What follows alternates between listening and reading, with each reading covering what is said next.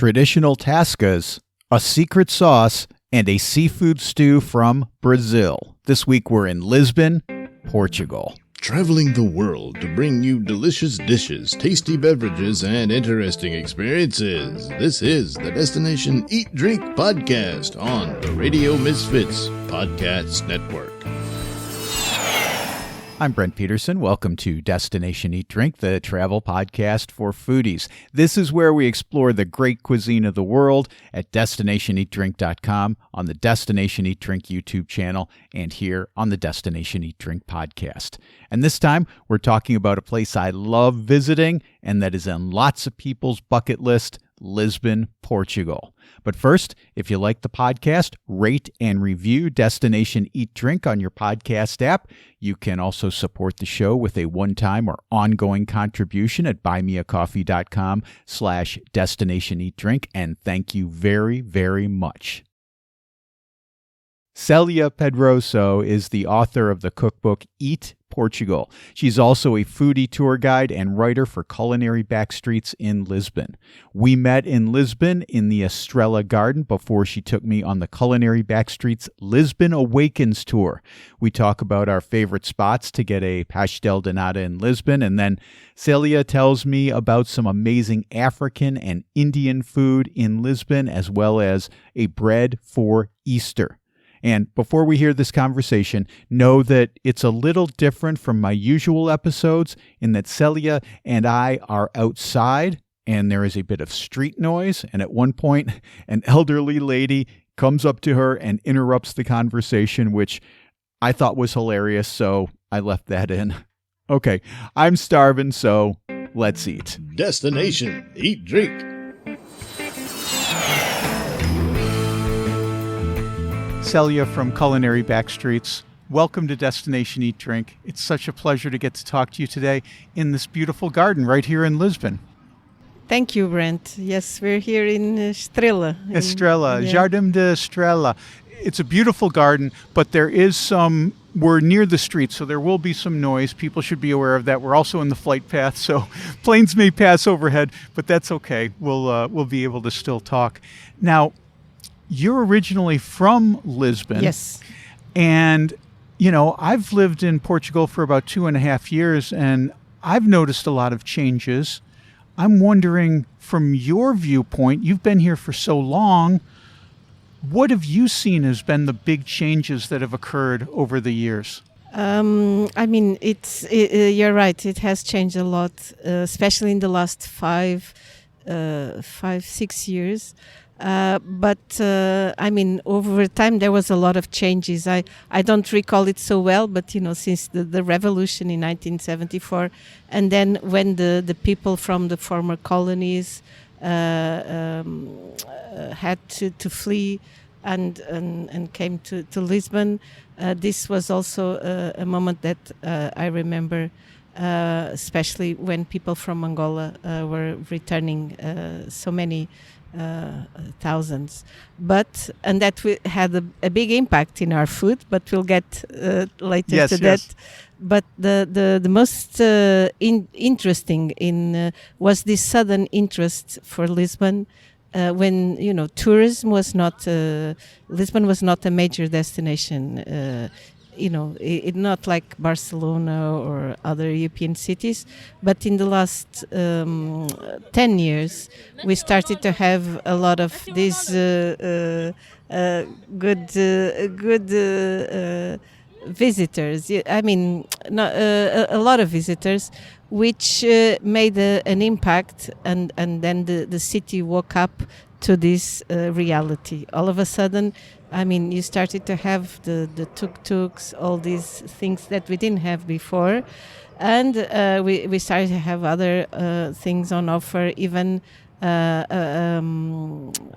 in terms of attractions or restaurants and coffee shops. So that we started to see things that before you wouldn't have here on offer, and that was fine. It was really interesting. So many diverse type of cuisines and different attractions. But in the last 5 years, you started to see what happened in other European cities. So we started to lose these traditional and genuine places, the Portuguese with the.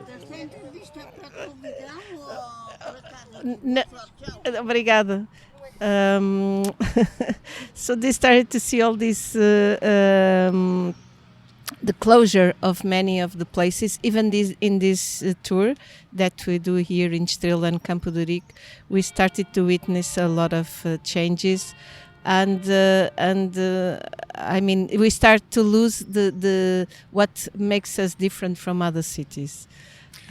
So the idea of the homogenization of Lisbon, and I find, as someone who comes to Lisbon regularly, like when those cruise ships are in dock in the port, it becomes nearly impossible to get around, and businesses spring up that are catering to those people rather than Lisboetas like yourself. Yes, and that was a bad planning from the from the authorities and the city hall, who made the cruise ship port right in the city center, when other cities, even in Portugal, like in Porto, the cruise terminal is not in the city. You have to go a little further to dock these big boats.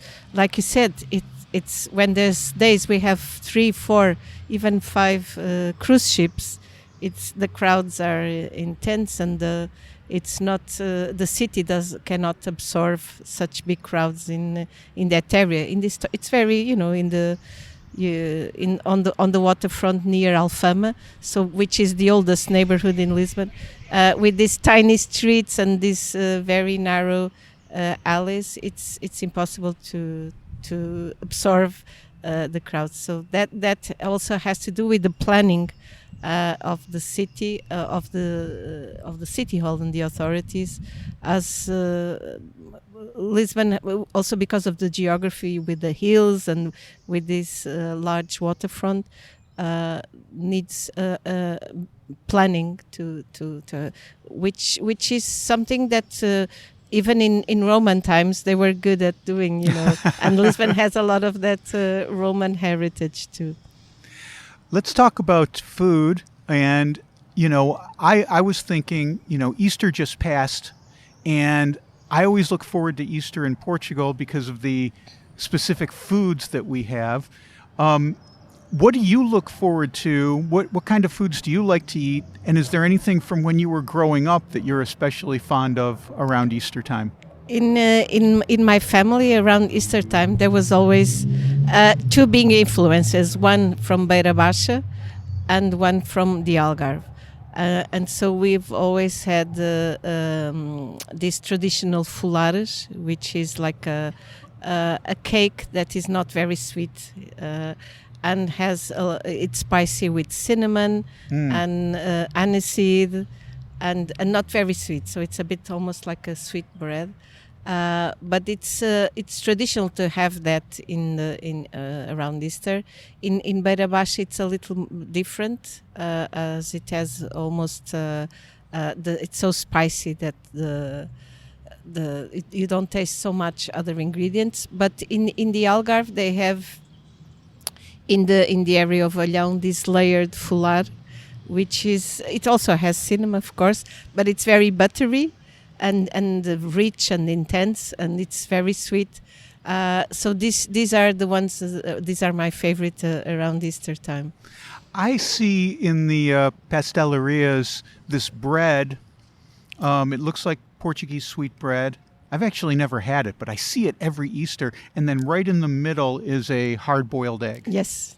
What is that exactly? It's a kind of folar, so it's that is also very traditional. It's a variety. With the eggs, the eggs are baked in the oven with the folar. So the eggs are not particularly interesting because they taste like boiled eggs, but it's part of the tradition of these Easter celebrations, which eggs are very of course important. But these days, the ones you find in here in Lisbon, I have to say, are not as interesting as when you leave the city and you go to a village or another place in inland and you have really good foulage. It's also interesting in the north. The foulard can be in the northeast, can be baked with meats and sausages, so it's more like a savory. Oh, savory. Okay. Savory foulard, and that's also very, very nice to have a slice of that. Now, we're about to go on the food tour. You were kind enough to carve out some time for me before we start the food tour with Culinary Backstreets. And I know on this tour, we're going to visit a place that has Pastel de Nata. And I know that you're a lover of Pastel de Nata.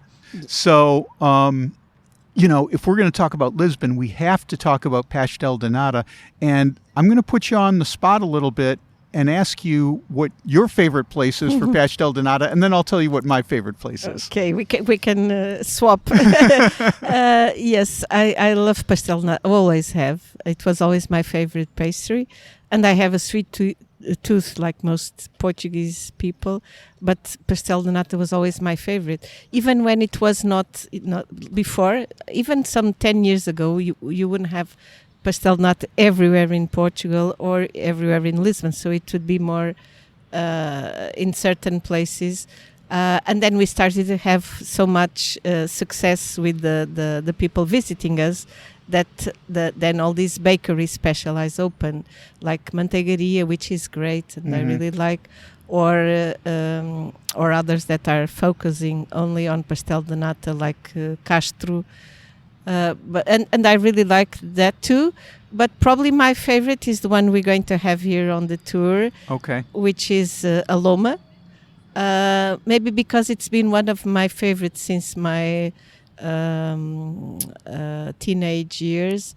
Also, Pastel de Belém. I have to say, yes, this is still good, but not as good as I remember in the past. Okay. So before they had to do like 20,000 a day. Right. I think they tasted better, but still the dough, I like the it's very crunchy and very, very nice.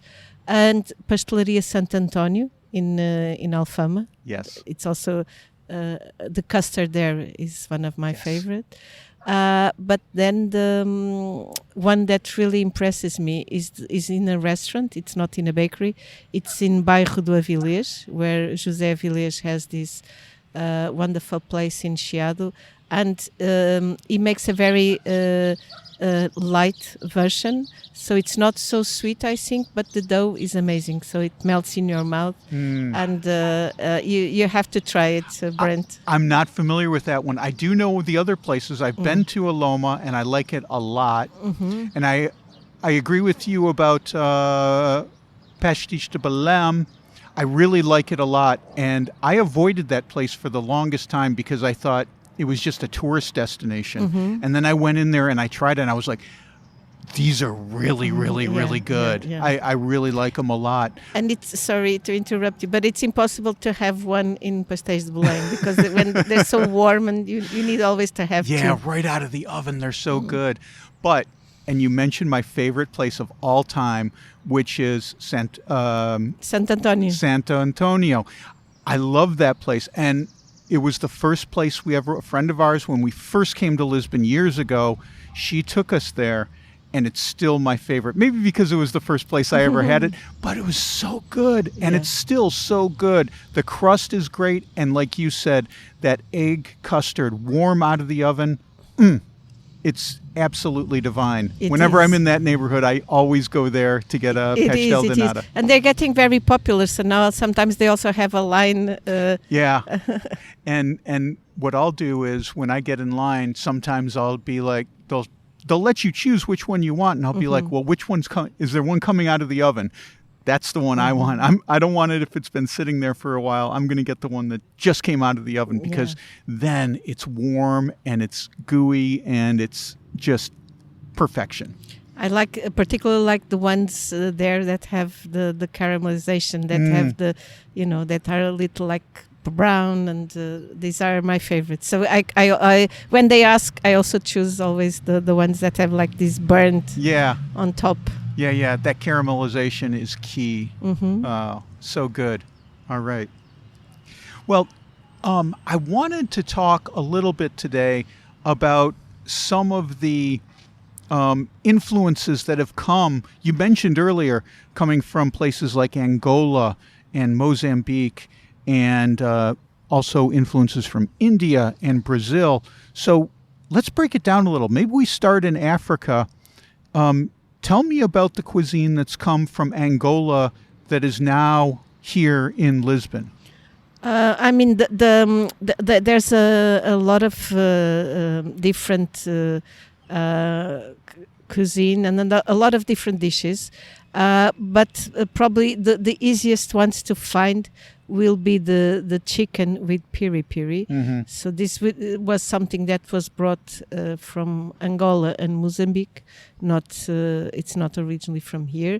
And the piri piri is the name of the sauce and also the name of the chili pepper that we love here in Lisbon. And it's nice with chicken, but also with the seafood or with other meats. But for that, the best places are usually takeaway places where you have this chicken grilled on charcoal, just seasoned, with the garlic and lemon juice and sea salt. Different versions, but the piri piri is always essential. So that will be the something that only appeared here after 1975, after the independence of Angola and Mozambique.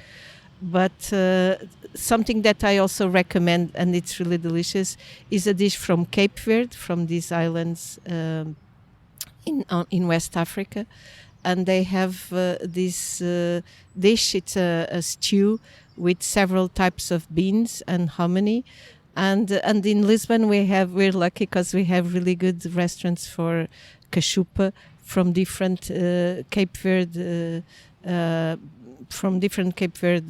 origins, people that have been here for longer, like São Cristóvão in Moraria, or people that are the second generation of Cape Verde here in Lisbon, like o Rei da Cachupa. He makes a very interesting version of the cachupa. So I recommend trying both, like the classic from Maria in São Cristóvão and the newest version from Fox, Tony Fox, in O Rei da Cachupa, which means the king of cachupa.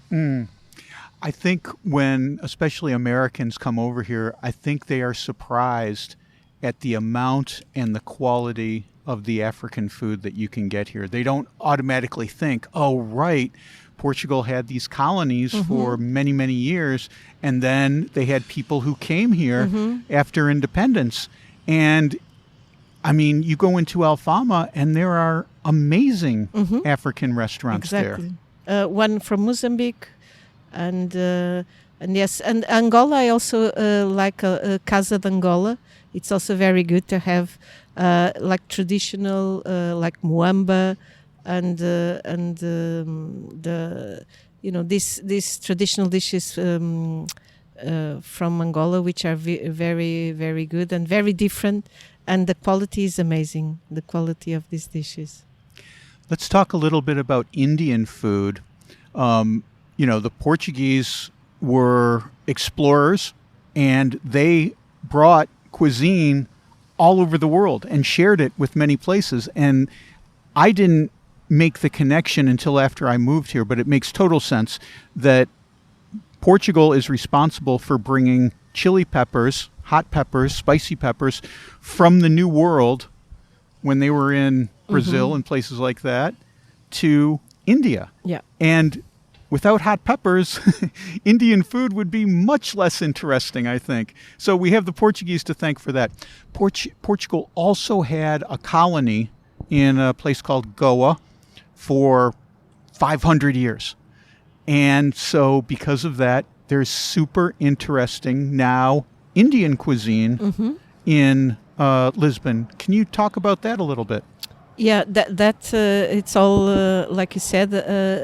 For a long time, Goa was a Portuguese colony, And then it in 1961 it became independent from Portugal, and this led again to a movement of people, and so some people came to Lisbon, but a lot of people moved from Goa to Mozambique on the east coast of Africa. So right. and that was one of the movements, was because Mozambique was another Portuguese colony, so the culture was the same, and the food was also and the language, and which the is language, always important, yes, right? the language and the religion.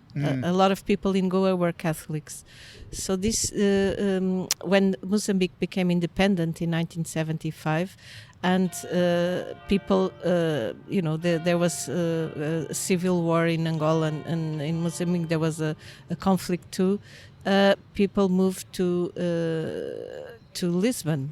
Slowly they started to leave Mozambique and move to Lisbon. And so it was more or less 76, 77 that we started to have Goan restaurants in Lisbon. And so that made a huge impact. Especially one of the things that we adopt the most was the samosas. Yes, We call it chamuças, and they were like a speciality introduced. We know one of the first persons that started to do this in Lisbon. It's in Senhor Orlando from restaurant Zuari. And this was an instant success in the Lisbon neighborhoods because it's very good, very delicious, and very handy. So he was doing a lot, thousands and thousands for takeaway.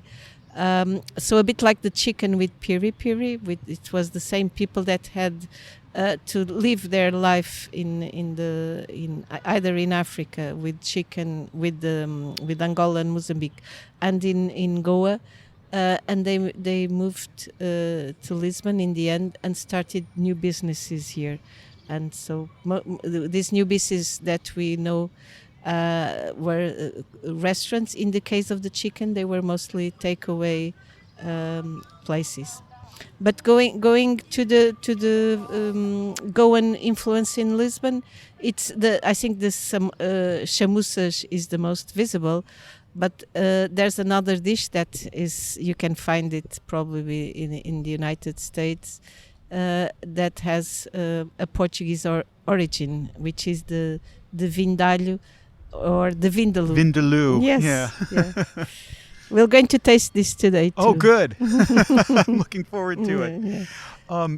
I guess we can't talk about what's known as transplanted cuisine that started in one place, came to another place in Lisbon, without talking about Brazilian. Brazilians are by far the largest immigrant group in Portugal.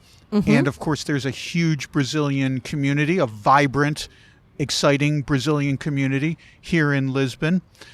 What kinds of things do you see on menus? What kinds of restaurants do you see? And how are the Portuguese liking Brazilian food? I think we love Brazilian food and drinks. I mean, not just the most like feijoada, or which has some connection with us. Very popular feijoada brasileira, the bean stew. But I mean, we love these savory things that the Brazilian have, like the cheese puffs. Oh, those are so good. Queijo, yeah. Or the cheese bread. I'm not sure the best translation. Yeah. And the coxinhas, which are some savories with chicken, a chicken stuffing inside. This is also delicious, and it's now in a lot of places, not just in the Brazilian snack bars and restaurants. The other one is the muqueca, which is a stew that with usually it's fish or seafood, and you can find it also now in Portuguese restaurants. Then you have also the drinks, the caipirinha. It's everywhere. Caipirinha. Yeah. Everybody, even if it's not a Brazilian place, everyone has caipirinha now. Yeah. So if you want to try a Brazilian cocktail, Get the caipirinha. It is so tasty. Now, what's in that? There's mint. There's rum. So it's cachaça, which is the rum, the Brazilian rum. Usually lime juice and sugar and ice. Yeah, and they're sweet because of the sugar. So just be careful because they go down rather quickly. You don't feel the alcohol. Not until you stand up. Yeah. So it's caipirinha is probably the most successful Brazilian. Yeah, I remember when we first arrived in Portugal at our new city where we're living in Setúbal. We met a Brazilian gentleman who's now a very dear friend of ours, and he took us to a Brazilian club, and people were dancing until 2:00 in the morning with a Brazilian band, and that will always be one of my fondest memories of the Brazilian women trying to teach me how to samba, and me just failing miserably. I was here in Lisbon? In Setúbal. In Setúbal. In Setúbal, yeah. But you know what? I went to the bar and bought a bucket of sagres and made friends with everybody. So handed out beers. I'm like, all right, I can't dance, but I can. We can drink beer together. We can drink, yeah. So we've talked about all of these foreign influences, but let's talk real quick about the tascas and the cafes, because these are the traditional Portuguese places where folks go to eat, and these are some of the places that I just love when in our city, in Lisbon, everywhere I go throughout Portugal, because you see the old guys that are hanging there talking with their friends, the old ladies who meet there for lunch every day. It's a wonderful environment. It is. This is something that we really love in our tours, is to take people to the tascas, to the neighborhood tascas, where you can still taste genuine flavors, and you see, everyone from all ages and from all classes eating together. It's something very simple. There's no decoration, no decor. The tablecloths are made of paper. The menus are written on these tablecloths, and every day are changed and put in the outside window. So it's very informal, very simple. But it has a lot of connection in the neighborhoods. Some of these tascas are doing like a public service, for elderly people, for people that live on their own. They have somewhere where they can have their meal, and they also deliver meals to their, to these elderly people homes. We know a lot of places here in this area where they do that. They also they help them to take care of something.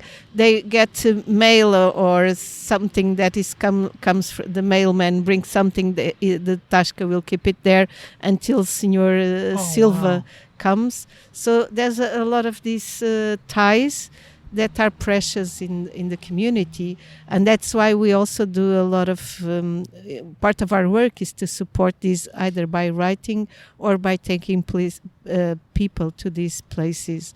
Even during COVID, we were trying to help some of these places that had struggled, like everywhere, without any clients. So we did some crowdfunding for one of our beloved tascas here in Campo do Rico. And this is a part of the culinary back streets in Lisbon, as in other cities, is to try to preserve these places that are so important to the communities. I know we're going to Campo do Rico on this tour that we're about to take, and I don't know if we're going to this particular spot, but I do want to give a shout out to one of my favorite places, which is Obitoc. Obitoc. Yeah. That place is so cool. I love going there for lunch if I can get a seat. It's always busy. But that place has great food and a wonderful atmosphere. It definitely has. And a wonderful bitoc, this dish with the Explain steak. To folks what bitoc is. Bitoc is a very simple, it's probably one of our favorite fast food. And it's just a small steak with French fries and with rice, some vegetables, very few vegetables. Usually it's some pickles or something. And then a sauce. So the most important part is actually the sauce. and then the egg on top. The bitoque must have a fried egg on top. Of course. And what is the sauce made of generally? I mean, this is the thing that they never secret. want to give away the secret, but usually it has some kind of fat. Could be olive oil or butter or margarine, depends on the who's cooking. But then they would have some port wine or some kind of sweet wine in the sauce. Some mustard. Muscatel maybe from Could Setúbal? be, yes. Some kind of mustard, and then some people also use the molho inglês, the English sauce, which is the one that I cannot. Worcestershire. Yes. Worcestershire sauce. Okay. Yes. Yeah. So To we give call like it molho inglês because it's so difficult to pronounce. Mole meaning sauce, Yeah. and Inglés meaning English sauce, Yeah. rather than Worcestershire sauce. This is great, and that adds some like salty umami flavor to it. Mm-hmm. Delicious. All right, I know that we have to go because this tour is about to start. Mm-hmm. But if folks want to get in touch with you, they can reach out to Culinary Backstreets. I will have a link in the show notes in the description so that people can book a tour. I would highly recommend. I've had folks on from Culinary Backstreets. The tours are so well curated, so entertaining, and so delicious. I can't recommend them highly enough. And I thank you so much for taking time to talk to me before this food tour today, Celia. You're welcome. A pleasure. Thank you. That's Celia Pedrosa from Culinary Backstreets. I've got links to book a tour with her in the show notes, or you can go to culinarybackstreets.com. And just so you know, the food tour I took with Celia was outstanding, much more than I anticipated. You know, I've lived in Portugal now for 2.5 years, and I know Lisbon pretty well. But Celia took me to some spots I had no idea even existed, even though I've passed by them half a dozen times. Such a great time. Well, that's it for this week. Next week, we are in Chicago's Bucktown for a race to get a pizza on TV, biking in the 606, and crust as thin as Bible paper. Don't miss that. Until then, get over to destinationeatdrink.com. I just posted a video from Jerez in the south of Spain, where I go on the hunt for the city's famous pastry and discover another pastry made with cola. You can see that by clicking on the video tab at destinationeatdrink.com or by visiting YouTube at Destination Eat Drink 946. There's also a brand new story on the website about Portugal's Vinho Verde, or green wine. And it's not called that because of its color. You can see that at destinationeatdrink.com/blog. And don't forget to rate and review the podcast. You can also support Destination Eat Drink with a one-time or recurring contribution at buymeacoffee.com/Destination Eat Drink. Destination Eat Drink is distributed by the Radio Misfits Podcast Network and Ed Silla. Thanks, Ed.